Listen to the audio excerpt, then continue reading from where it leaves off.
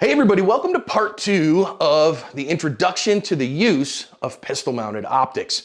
I want to help you in this series to get better, to understand how to use a pistol-mounted optic, to use it effectively so that you are able to make a transition if that's your choice. Today's video is brought to us by Mantis. The Mantis family of products is integral to ASP staff building handgun and carbine skills and are your most economical and fastest path to improvement in your skills too. Whether you choose the X10, the Laser Academy, the Blackbeard, or use them all in concert, they will help your practice be more effective, efficient, and fun. Go check them out, pick up a unit, and thank them for sponsoring today's video. So today I am going to be using my practice gun. This is Theseus, was my carry gun. This gun has had some use, man, about 47,000 rounds at this point. So I want to talk just a little bit about probably the single biggest thing that you have to do if you've come from iron sights, okay? So this gun has a set of backup iron sights on them. You can see it right here. And you know, in the world of pistol-mounted optics, I think that most people would agree it is of value to have that just in case something goes down with the optic. We're going to talk about emergency sighting systems if your optic goes down or your dot craps out in another lesson, okay? Today, I just want to talk about the basics of using that because here's what most people are taught and the traditional way of understanding handgun shooting, and that is I see my threat. We're talking about defensive shooting here or competition shooting. Okay, I see my target. I see, oh golly, that's the thing that I need to shoot right now.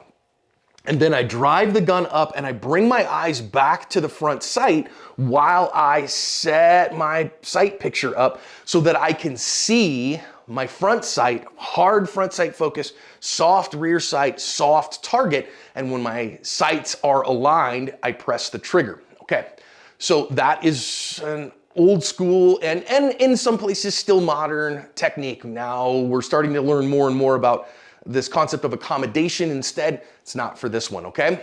When you all move to the optic, here's one of the big problems I see people do is they look at the optic. Your biggest thing that I want you to do instead is that if for you who are iron sight shooters, your target becomes your front sight, your dot becomes your rear sight. So you look through the window, just like you do with your iron sights, your rear sight is the window through which you look at the world and the problem in front of you. Thanks to Tim Herron for that concept.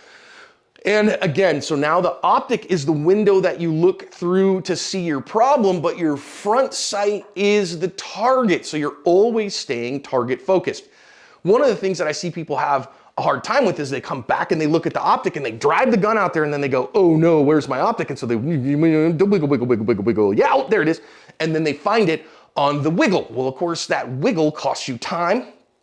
And we always say in defensive gunfighting, you can't miss fast enough to win a gunfight, but you can hit slow enough to lose one. So we want to make sure that we get out there and we see it. And again, that's another issue for another lesson. But for right now, what I just want you to do as you get started is to continually focus on, okay, can I see my target and see that and maintain my focus on my target while I put the gun out in front of me and see the dot floating over the target. Another bad habit I see a lot of people do, and it causes them real struggle, is they dip their head trying to bring the gun up and their head comes down. So now I have two moving planes at the same time. We don't recommend that at all. What we do instead is we stand up like a normal human doing normal human things. And as we look at our target, and I've got a target back behind the camera just so that you can kind of see it. You can see me and what I'm doing. It's more important.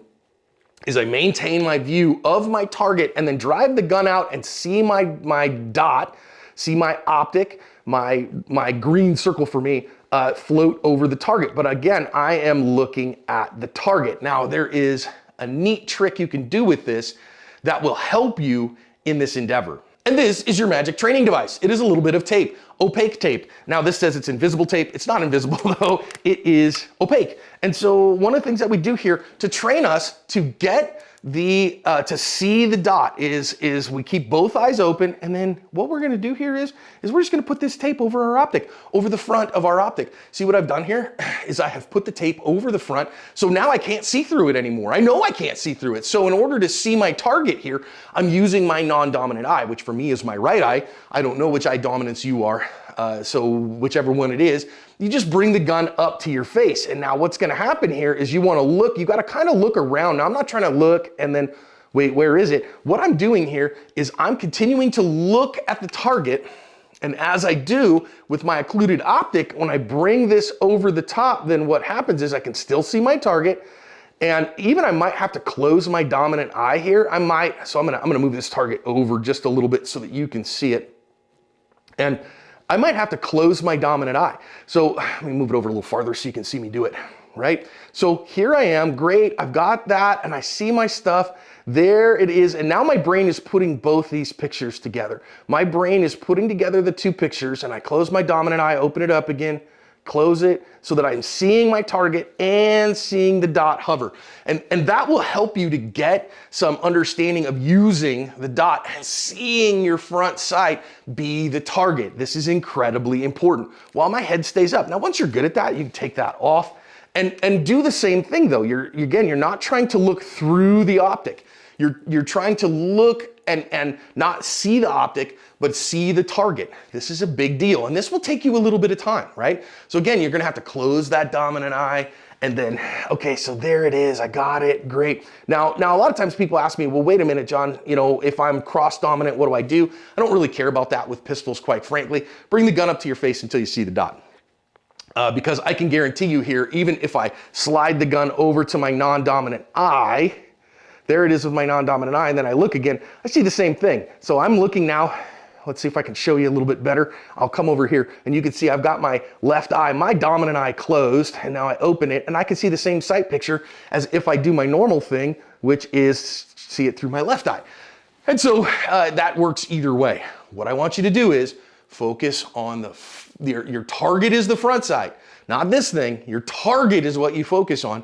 Let the optic come into the window and keep your head upright and just look through the glass. Next time, we're going to talk about how to get that dot to come into your window every time.